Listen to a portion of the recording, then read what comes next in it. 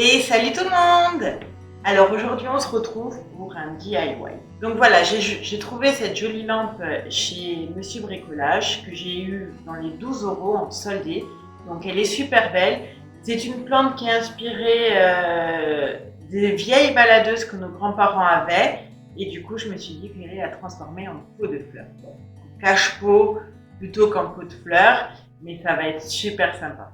Donc pour ça, on va commencer par la démonter, tout simplement. Donc là, il y a l'embout, il se déclipse tout simplement. Voilà. Ensuite, on va venir enlever l'embout de la douille.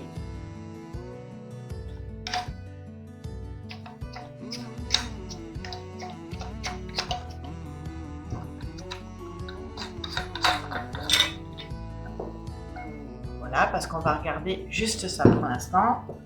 Et on va garder la soucoupe.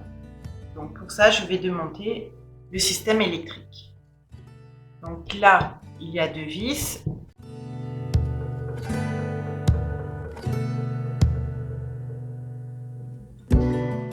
Voilà. Et là maintenant, on va enlever le système électrique et il est retenu par un écrou. Donc je vais prendre ma pince et je vais tourner délicatement.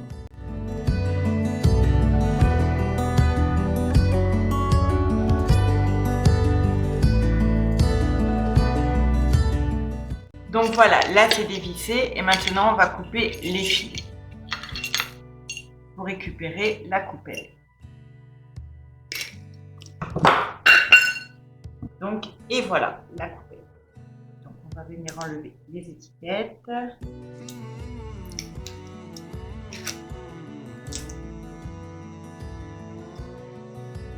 Donc voilà, maintenant on se retrouve avec une coupelle et le cache-pot. Alors j'avais pensé à le décorer avec de la toile de jute que je viendrai mettre à l'intérieur. Donc pour ça il nous faut de la toile de jute et un ciseau. Donc on va venir couper la longueur donc un petit peu plus long sur le dessus pour pouvoir recouvrir. Et du coup on va prendre une longueur supplémentaire pour bien faire le fond du pot. Donc là j'ai coupé tout ça.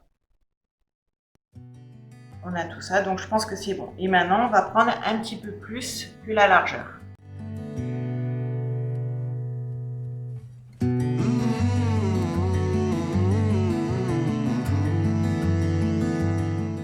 Et on vient faire un rectangle.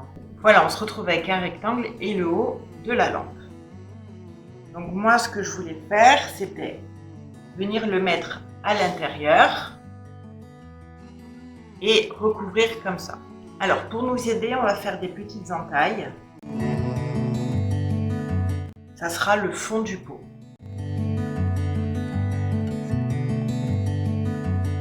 Voilà ce que ça donne à l'intérieur. Toute la toile de jute qui recouvre le fond. Donc voilà, on essaye d'arranger comme on peut, de venir bien combler les trous. Je vous les retrousser 2 fois pour que ça retombe dessus. Bien, une fois. Et on revient une deuxième fois. Et cette deuxième fois, en fait, elle passe sur le panier.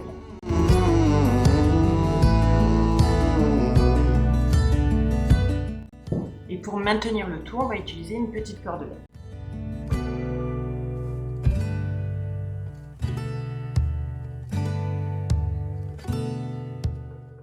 Et maintenant, on essaye d'arranger comme on peut.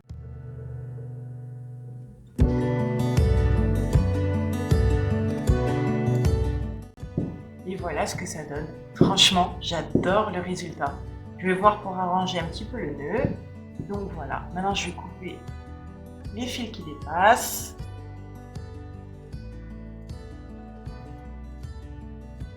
Et là aussi, je vais couper un petit peu tout ce qui dépasse.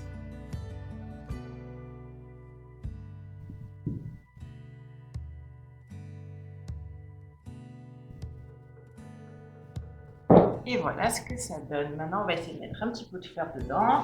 Voilà, avec mon Véronia, ça donne le cohérent. Ah voilà, j'adore, c'est trop beau. J'adore. Voilà, donc avec 12 €, j'ai fait un joli pot que personne n'a du coup. J'avais de la toile de jute qui traînait et un petit bout de ficelle, donc c'est tout. C'est vraiment minimaliste et c'est super joli, je trouve.